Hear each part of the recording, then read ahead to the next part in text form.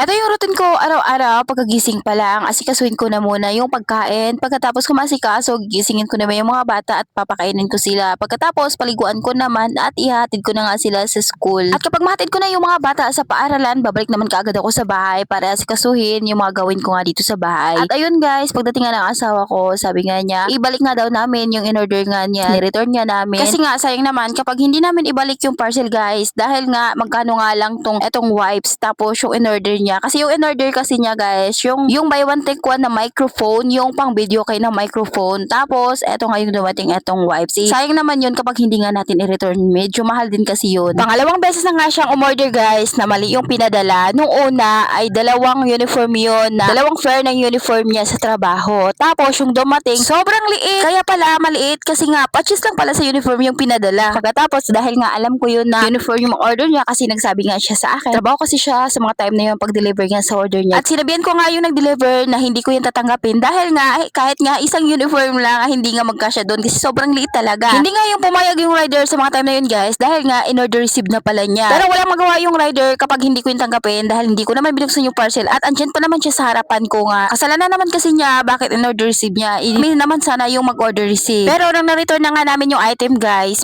binalik naman namin sa rider nga kasi siya nagtapal nun eh.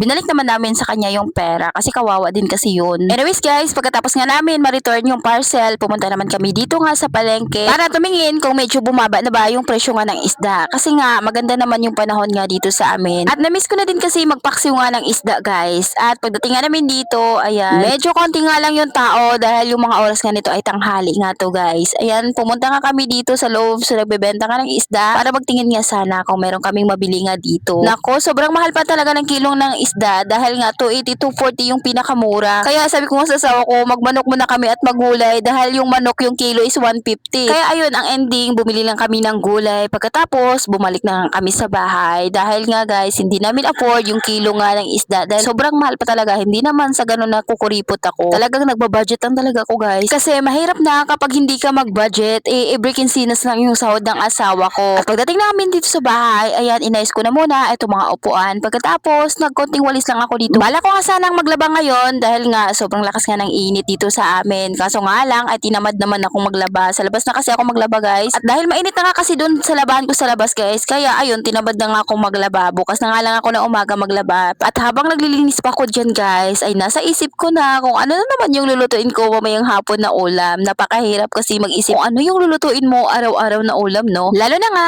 kapag budget lang yung pera mo. Mabuti na nga lang, eto sila guys, kahit paulit-ulit lang yung niluluto ko na ulam, ay wala tong reklamo, kundi kakain lang talaga sila kung ano yung lulutuin ko. At pagkatapos ko dito maglinis sa loob guys, dito naman ako sa lababo kasi ang dami ko na namang hugasan. Kanina umaga pa to na hugasin guys, hanggang tanghali, ayan, naipon na nga. At minsan kasi namamatay yung tubig dito sa amin, kaya minsan natatambakan talaga ako na hugasin. Sobrang hirap kapag walang tubig kasi yung tubig talaga yung importante. Kasi paano ka nga makalaba, makahugas, or makalinis kapag walang tubig. Ito yung agos ng gripo dito sa amin guys, ay hindi ka to naiinom dahil minsan sobrang dumi nga yung maagos dito nga tubig. Kaya yung tubig namin dito, iba talaga yung naiinom. Yung naiinom namin dito, etong mineral. Kaya napakagasto talaga, hindi katulad dun sa Caraga guys, dahil nga yung agos ng gripo doon ay naiinom na nga. At bandang hapon naman, ayan, nagluto lang ako ng pritong talong at eto lang yung uulamin nga namin ng hapunan. At meron pa naman ako ditong natira guys ng adobong papaya, kaya ayan. At kapag naprito kami ng talong guys, yung talaga naming sausawan dito ay yung toyo talaga na merong kalamansi. At ayun, pagkatapos ko maluto etong talong guys, nagpiga na nga ako dito ng kalamansi. Pagkatapos nilagyan ko na ng toyo. Pagkatapos sinaw ko na yung mga bata para makakain na nga kami. At yun lang muna for today's video. Maraming salamat po sa inyong panonood. God bless!